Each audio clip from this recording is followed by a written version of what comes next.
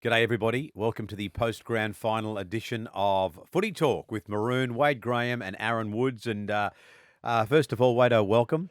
Thank you, Maroon. Last one of the year. And what a grand final it was. Yeah. Penrith, 4 in a row. Well, we'll get Unbelievable. we'll get into the nitty-gritty. Woodsy, welcome to you. Welcome, Maroon. Yeah. How are you? I'm okay, mate. After leaving me high and dry the other day. Look, you know what? I just left them 5 minutes early yesterday because I had to go to do an NRL function. I mean, I don't want to come straight off the back fence, but I mean, this is the joint where all you've got to say is, I've got a football reunion, my cousin's getting baptised, my nephew's Holy Communion, you're going to have the whole day off. All I asked was for 5 minutes. Yeah, but you asked for 5 minutes off 5 minutes before that. Yeah, well, maybe... It'd be nice if you give us a heads up so we can prepare. Maybe that might, at the very least, prove to you palookas how important I am. You literally had myself, James Graham and Brent Reid trying to cover you. I mean, well, there you go, and you need me. So, Oh, you almost, You almost dropped the F-bomb. Yeah. Fire up, mate. All right. Anyway, I'll just tell the NRL next year I can't work for them because this palooka can't. In the game we call it time out. Talk for 5 minutes till you get to the ad break. But anyway, I'll wait till I get home and I'll whinge to my wife about that. Yeah, boys. Penrith 4 grand final wins in a row. So look, it's the obvious question. We have to ask it though. Are they the greatest side of the modern era? Well, I think you almost have to argue they are now. Like, particularly, you look at the modern game and how hard the modern game is, how close it is season to season, what they've had to deal with through the salary cap era.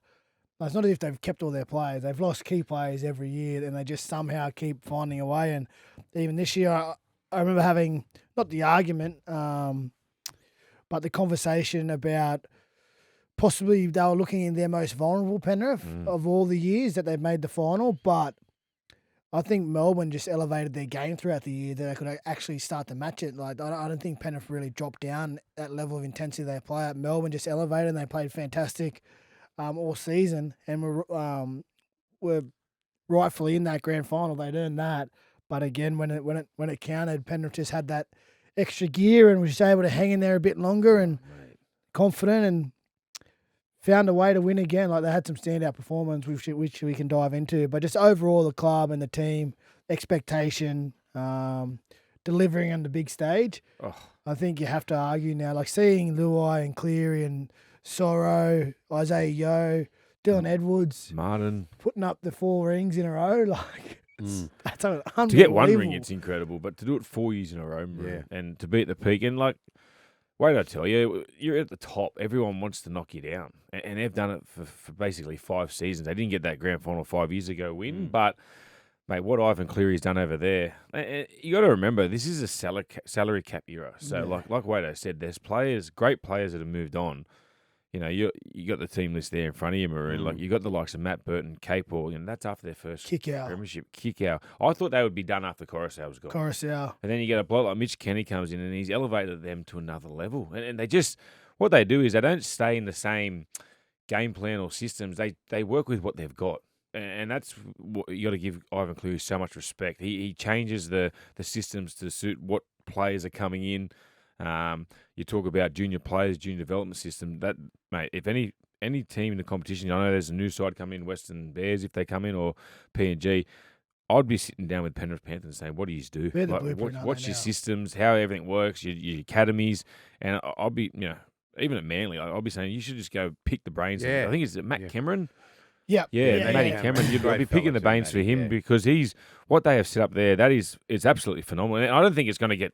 Look, there's still a chance to win the comp next year. Yeah, of course they are. Unbelievable. Yeah, well, that's the thing. So they have the junior development. You know, the covers when guys leave. Like, we see Stephen Crichton leave, and a young McLean who comes in and debuts this year. You just know that he's going to be fantastic. But that's what they do as well. They identify what they could potentially need in an Alamotti from the Bulldogs. They own a young kid himself. And cheap. They would have got him for cheap. They bring him in, and he was fantastic last night. Oh, yeah. Some of his big plays, Tuolangi next year coming to replace Luai, possibly 6. Yeah. So Blaze Tuolangi's going to be there. They got Papali'i coming too. Yeah. So Mate, we could be sitting here, not to just gloss over this one, we could be possibly sitting here next year talking about 5. That's how strong this dynasty is crazy. becoming. When you look at the years and the players that they've lost, obviously they lost Spencer Leniu and Jamin Salmon last season, the end of last season. And Crichton. But yeah. Oh yeah, of course, Critter.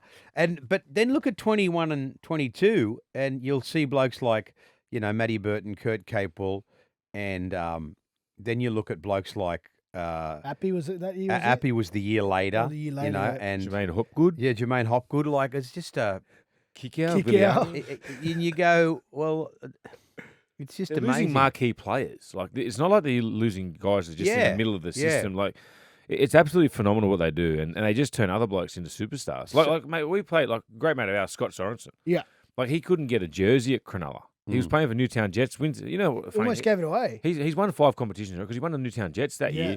But he was working on the Wolves and doing demolition, and then gets a call from Ivan in January, the first year they win the competition, and just says, "Yeah, mate, we would love to have you out here. Give it a crack. Give you a crack." And boom, he's won 4 competitions in a row. So why should we think, Woodsy, if they lost Crichton at the end of last year and they lost Spencer Leniu, why should we think they can't lose Luai and Fisher Harris and do it again? I don't think we should think that. Yeah, I'm because- still nervous. You just spoke about it. They've got the likes of Blaze Talangi coming in. Papa Leahy's coming as well. Like, you think this side, they've got to be a patch where they're going to hit boom, like they're going to fall back. But it's the systems that they've set in place. What they do is they keep their core players. Melbourne did it over a long period of time with Cameron, Billy and Cooper. Now you've got, mate, any side with a player of Nathan Cleary. That I watched him last night. The amount of times he touches the ball, the way he moves in defence, it's you got to be there to watch it live. Don't you reckon, Wader?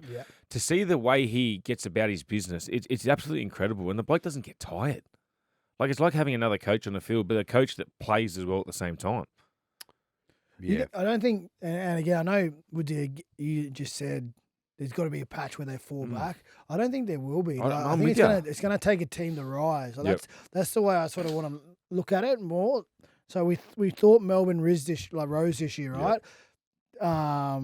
Hughes, Dally M Player of the Year, had his best year. He's always been a tremendous player, but it took him his best year to get Melbourne up to that level. Pappenhausen, Harry Grant, Munster, their combination at the back end of the year, it's as good as a combination that we've seen in rhythm and flow throughout a game combining well.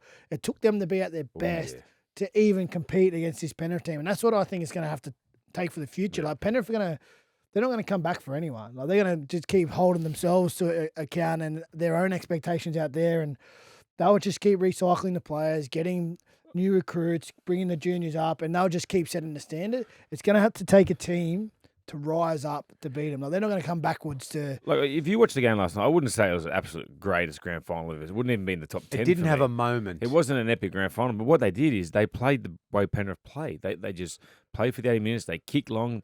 How many times did you see, if it was Coates or Warbrick, catch the ball and they had about 4 or 5 defenders on? They just stuck. And the thing, but what they do is they wait. Like, there's teams that you go out there and you watch play. They try to contest at the same time. Penrith don't do that. It wasn't until the back end of the game when Martin did, but they just wait for them to catch it and they pick them up and just drag them back. Like, they just stick in their systems. And then, wait, I will tell you, Maroon, how hard is it to get your sets on a roll on when they dominate you that first one? Because they're all lined up. They got the baseball bats out ready to come and fly into you. And then you lose that. It's about a 4 or 5 second play the ball. Then that next play, you got Fisher Harris, Leota. They're just flying out of the line, teeing off on you. They just stick to their system so well. Before we dive into some of the issues of the game, Wado, it's funny when you blokes won the comp, or the year before the Cowboys won the comp, and the year before Souths won the comp, and we always hear the so-called experts say, do they now have the hunger to, now there'll be something missing. It's harder to get to because you don't have the hunger anymore.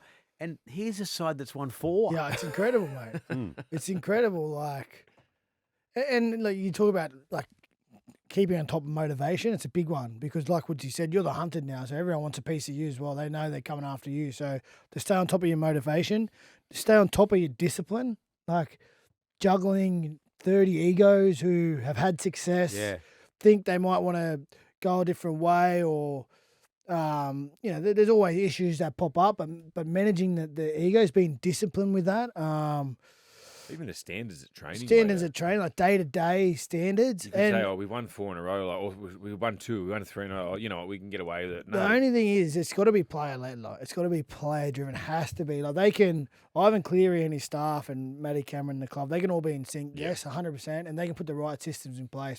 But for it continue to happen, it's got to be driven by the players. Like, Luai, he's out there driving standards every day, like at training. There's no way you can get away with something that the team hasn't said, this is not the way we do it.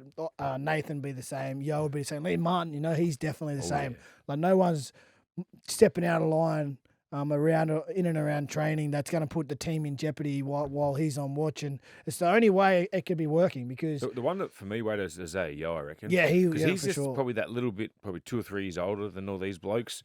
He looks like the one that, he's been through some tough periods in his career. A lot of these guys have just come into first grade. They don't know what losing's like. And, he looks like the one, if something does look like it's out of place a little bit, all right, boys, come in, we just need to, have a look where we are, and let's refresh and start again. But you keep going through their team, like Fisher Harris, he's not letting anyone get away with anything. Leota, Yep. so we know it's Sorrow. Like, you got to pull him out of the gym sometimes because he's doing too much. Even To'o, like Tager. Well, they reckon like Nathan Cleary sits and does kicking till the boys have finished weights, and then he comes in and does his weights. Like, it's just phenomenal. It's the 1%ers, isn't it, That's boys? and the old cliche. The other thing I wanted to mention before we dive into the issues is we have this situation every year, and this is not a dig at the AFL because they do a tremendous job at every level, and I admire what they do.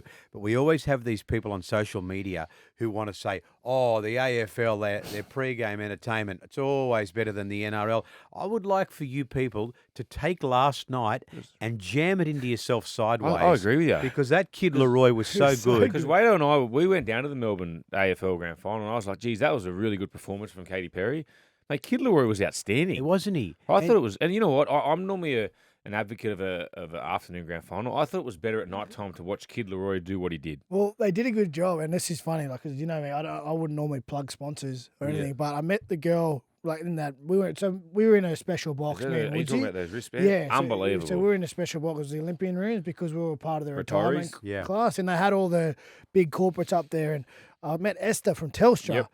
And I was asking about the bracelets that they had, yeah. where everyone wore them, because I didn't know. I missed the bracelets. I love that. So I sat down with my wife and we're watching Kid Leroy. And like you said, Woodsy, it was so good with the dark, the lights were flashing and everything. And I was going, has everyone got their phone out or what's going on? Because I didn't know what it was. And then my wife showed me the Telstra. Did she tell you what they do, but how they? So it's Bluetoothed up. And then what it was so the Bluetooth, wherever it's come from, the main thing. So say if Penrith scored a try, it would light up their colours. Their colours hit Melbourne, So it would good, go purple. But then with the Kid Leroy, they were all the same colour. in sync. It was bizarre. It was unbelievable. So Esther and Telstra, whoever designed that marketing tool, or the they reckon lights it's Taylor show, Swift concert or something. unbelievable. That's where it Good comes job. from. Well done. Well, and look, I just say I'm so proud to be associated with this great game. And like anyone who wants to say the AFL do this and the AFL do that, honestly, we don't need you. Go to the AFL. Go to the AFL and you do your thing. We'll just be stuck with last night. I think it's a win for. I think it's a win for the NRL last night. I mean, dominated that game. NRL does everything length. exceptionally we were at good. the AFL. It was over before half time. Well, I actually, think- second quarter. Yeah. After the first quarter, we were at the bar. I mean, I'm not. Well, he would have been there anyway.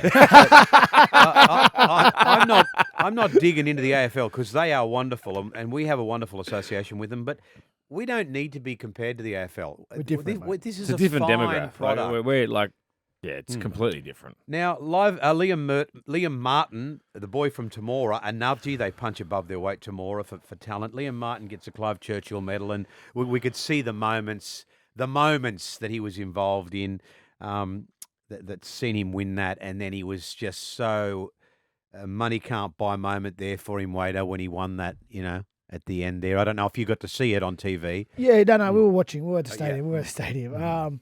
But yeah, just though he talked about the game, and it wasn't as free flowing or like wide open as we would expect, but it always had the way to turn out that way anyway, because they're both defensive teams. Like, they're so good at what they do defensively that it was always going to be, tight and low scoring and end to end, and that's just the way that they play. But in those games, like you said, the little moments stand out even more. And the try before half time, Yeah. that was massive. Like, I know he hit the hole, but the switch of play over to Nate, got on the outside of Munster. That's a big moment there.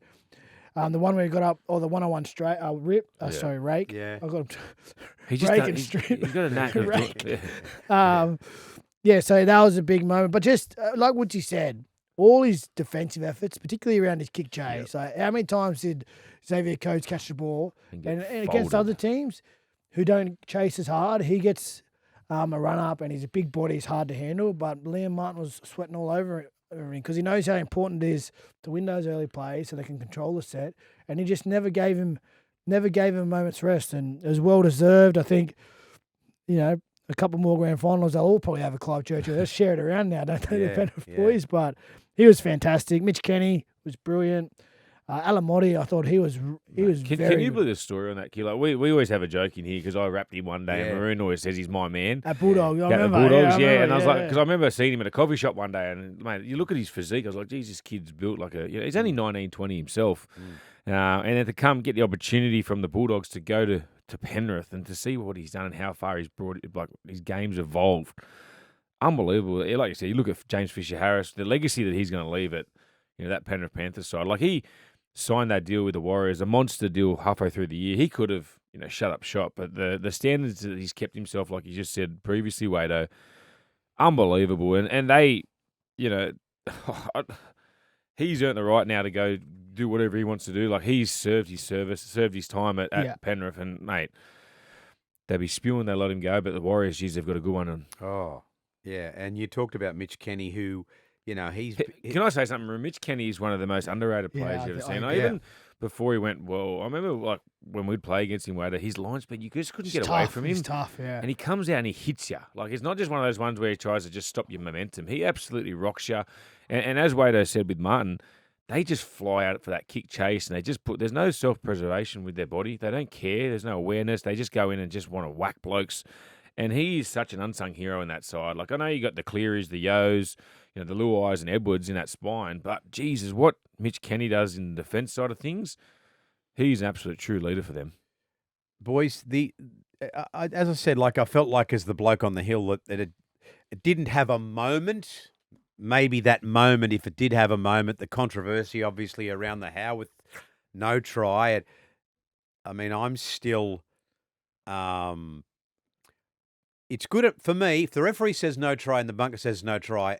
That's good enough for me. But I was already been on the phone today from a mate of mine from Melbourne, and he's whinging and sooking. Yeah. It's a conspiracy. They wanted Melbourne to play, but they didn't want Melbourne to win. All this horse shit. And at the end of the day, I know you said, Woodsy, it was a vital moment in the game. But look, Penrith deserved to win, and they won by 8 points. Yeah, it was a big moment because I think it was 10-6 at the time. Would have been 10 all kick to come. But looking at the camera angles, they showed a still shot of the one where it looks like he gets the ball down, but then you see another side of that angle.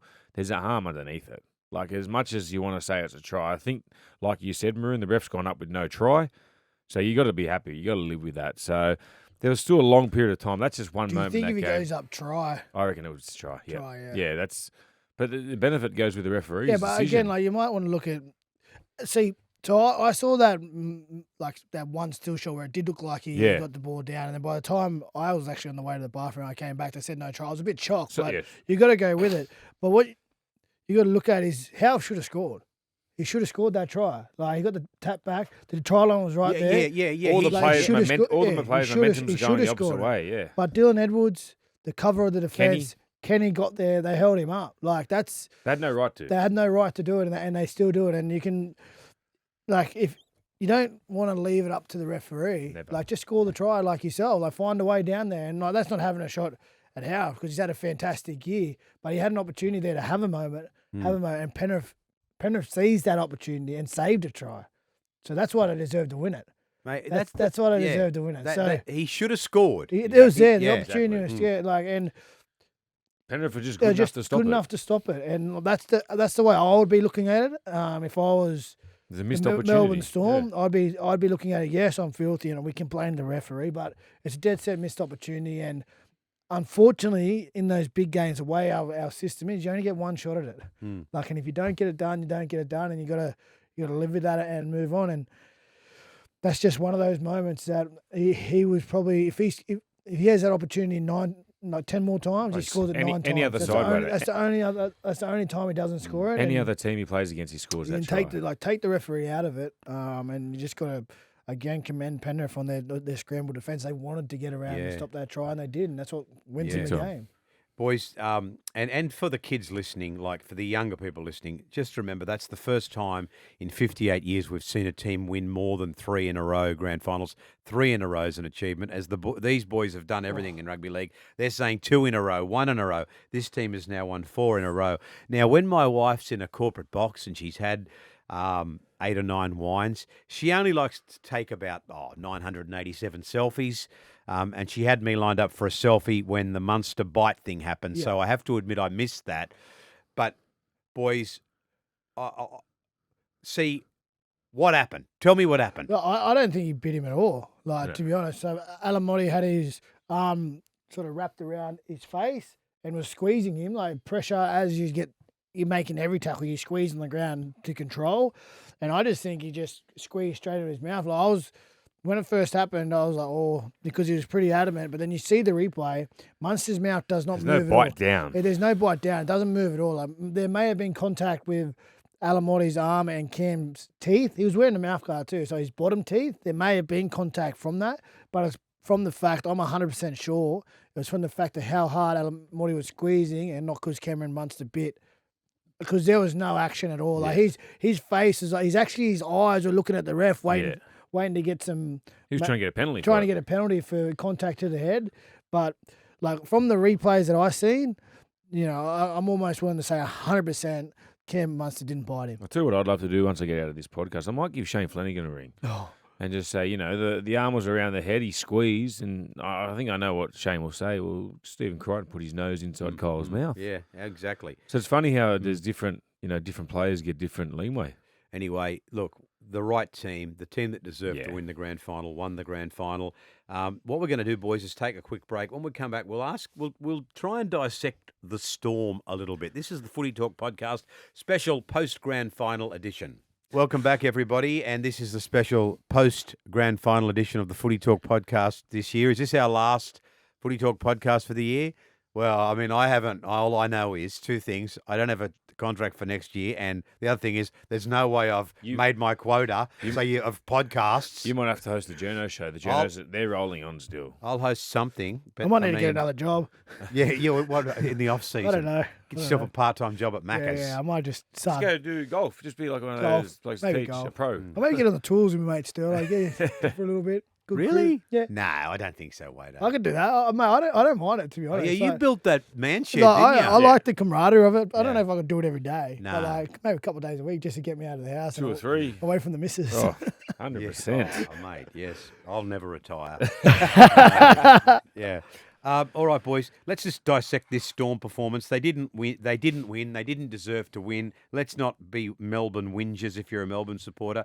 So Jerome Hughes was quiet. See, this is what I wonder, boys. This is the discussion here, Woodsy. Yeah, mate. Jerome Hughes, look at the week he's had.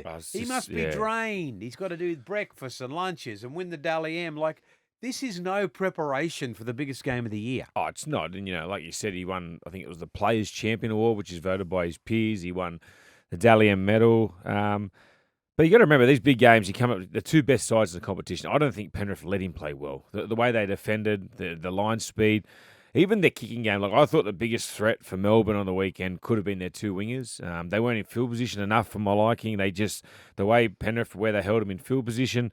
And then when they did kick, they either fell probably 5-6 metres short of the line. If they had landed on the try line a couple of times, you've seen Coates and Warwick, they were lucky enough to get the possessions, but they were just in awkward. They couldn't reach out, or they were just a couple metres short. And then the one where Howarth did get held up, the kick was probably just too close. It was almost over the sideline. So, look, you got to give Penrith's defence, a massive, praise, because they didn't let Hughes be good. Yeah. And the big one for me, no assault for Solomona. There's no genuine ruck speed through the middle for Melbourne to play off the back of. And one thing I did watch when we were there live last night was that they don't really have an organiser. You watch what Nathan Cleary does Penrith-wise.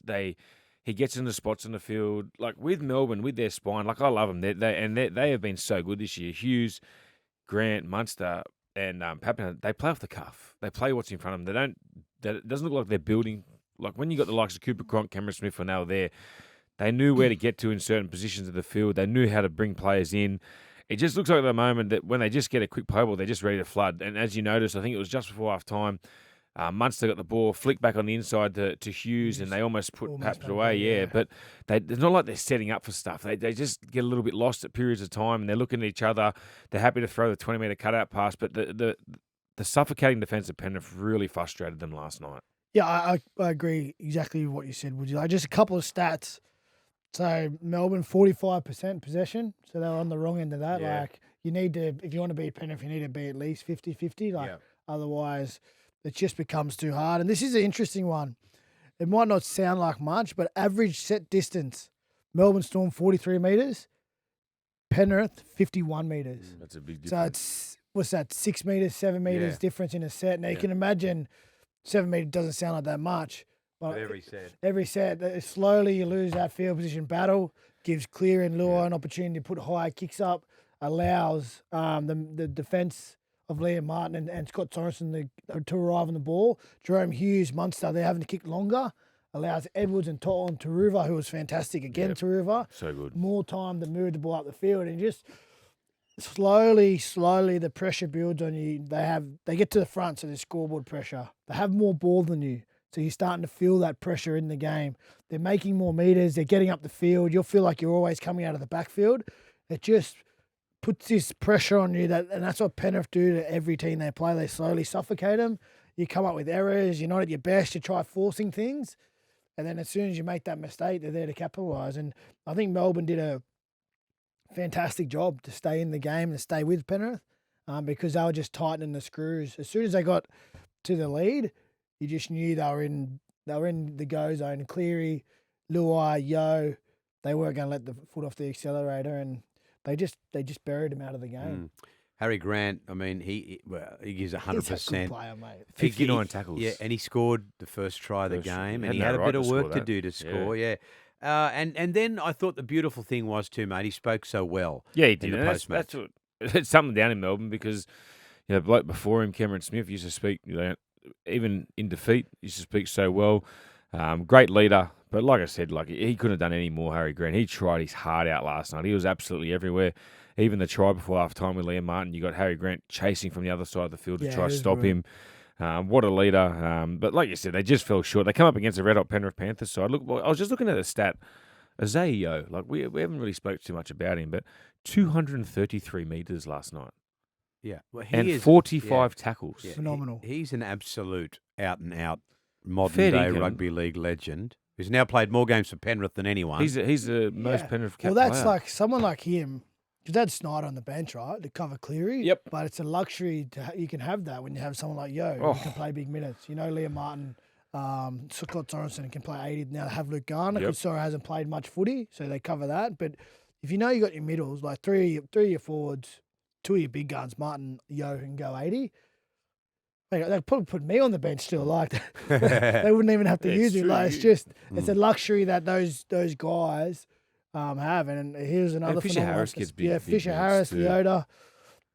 Even To'o goes off. Yep. Didn't even hardly notice. The machine just rolls on and everyone just does their job. And the biggest loss for Melbourne was a Sulphur moment. They just had no punch, and Penrith just won the ruck. They just couldn't generate any speed in the play of the ball, and it just didn't give much opportunity for the likes of Harry Grant and Munster to play off. They tried their backside off. Some things went well for Munster, but other things he just got caught up in the moment of the game. Poor old Pappy just like he couldn't find himself into the game. There was no space for him, and that comes down to Solomon to play the ball. Like Kamikamitha started, he had 2 runs for the whole game. And the game looks so quick. I think it was Moses Leota. He came off at the 16-minute mark. So next year, Melbourne will have Big Stefano, and Nelson will still be there. Yes. So, I suppose that's got to They've got to be leaning toward favouritism for the premiership next year, Melbourne. I know we're getting ahead of ourselves You now. can't back against Penrith. That's all I'm going to say. Yeah. Is we've done it. Everyone's done it for 4 or 5 years, and a bit of egg on the face. Yeah, it's But funny, but like because you do like you know that old saying you got to lose one before you win one. I know a lot of those Melbourne guys have played in grand finals before, that's but, true. but guys like Harry Grant, Howard, That's his first grand final. yeah, it's his first grand final. Coates, Warbrick, King. Meany. Like so, you added Stefano into that. Yep. Bellamy's, he's not going to sleep for another No. 6 weeks now until he gets ready for going for Jeez, preseason good again. luck for their preseason. No, I think he'll be happy, man. Yeah. Like I don't think we can always talk about. Again, we just said what like Hughes not being at his best or Papineau and quiet. Grant was like tried hard, but didn't have a big impact on the game. Penrith were just better, mate. Yeah. They were just better. You can't take that away. They've been here before. They've done it before. They're big game players that we spoke about. Got the job done. Nath played with one shoulder. Unbelievable. That's He was what they lucky. do. He was unlucky not to get a third Clive Church or two. Yeah. Him, Yo, and Liam Martin. Jeez, you wouldn't want to make that decision. Yeah, I thought Liam Martin was deserving. Yeah, I'm happy with any of them. But anyway, look, next year, no Fisher Harris at Penrith, no Luai, and Penrith will have Toya Kamanu, and obviously, hopefully for them, Nelson plays. But look, that's 12 months away. Who knows? Who cares? Sharkies next year, Yeah. man, back on. And like Cameron Ciraldo might have something to say about next year. They're getting better and better all the time. Manly might have something to say about next year. Tigers could, mate. Oh, no, I don't think so. I don't think so. Boys, before we go, just a couple of texts and tweets we got in while we were doing the podcast today. One was from Max that says, Maroon, what happened yesterday? You had to leave the coverage early. Look, I had a gig with the NRL and they asked me if I could be there at 5:42. So I left the broadcast box at 5:40. I thought that Woodsy could handle it for 10 minutes. He couldn't. Overawed by He the occasion. Sorry, guys. He couldn't. So that won't happen again now. It's Now great viewing, but it might bring the viewers back just off the cuff. It's just, It was horrendous. not that I'm a whinger, but I just find it hard that Can I say something? I miss you. Yeah, I miss you. yeah. But, like every week, one of these palookas is away at a reunion or something, and all I asked for was 7 minutes off, and the shit hits the fan. So, Max, that just goes to show how important I am. The other one comes through. I've had a couple of tweets about this too. Kid Leroy's microphone. What did it I mean, I haven't seen Kid Leroy Was it a bird? Maybe he has that every week, does he? I don't know. That's the difference between AFL and NRL, brother. Yeah. But what looked like a hood ornament off a Yeah, car. I thought it was a bird. It's hard to tell. They badged your car. Yeah. Does anyone know why that? What Couldn't no tell you. one Sorry, knows. mate. Not Couldn't even. tell Our, Surely it's just he's helping hold the microphone and balance the microphone. okay, out. right. I don't know. Look good, but He he can do what he wants, mate. How He was old on is fire. He's 21, He's only a 22, kid. mate. He's from, where's he from? Well, he's from Redfern. Yeah. Redfern Waterloo, like me. Playing in front of 80,000 for Yeah. the NRL Grand Final, mate. Sing with whatever you want. Oh, mate, he was 15 out of 10. I thought he was I agree with you. absolutely so good. Really good. I mean, Kathy Perry was probably good too. I know. Who's that? Yeah, Katy Perry. I'm just being a smart ass. But the Kid Leroy was absolutely brilliant.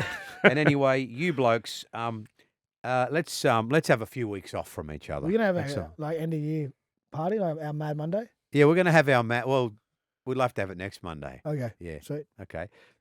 Will you be available? I'll be available. Because you are one of these blokes. You got golf. and you got- I do have golf. I'm away next week. I'll come home Sunday night, so Monday's fine. But anyway, you'll have the rush hour. Oh, mate. finishes at 6. Can do something after that. Yeah. Okay. Well, I'm in bed by 8:30, so I won't be able to. Boys, it's been an absolute pleasure working with you both this year. Appreciate it, mate. You really did. I mean, I'm trying to sound like I'm not bitter and twisted, but I'm really bitter and twisted that you tape it off, and you couldn't even give me 5 minutes off last night without shitting yourself. You tape and you it off. couldn't time out. You tape it off, son. Ladies and gentlemen, You dogged the boys last night. mate, I won't let it You happen let us again. go. All I right, wrap won't it let up. happen Wrap it again. up. I've got a reunion to get to. I'm going to drop you off. See you next year on the Footy Talk podcast.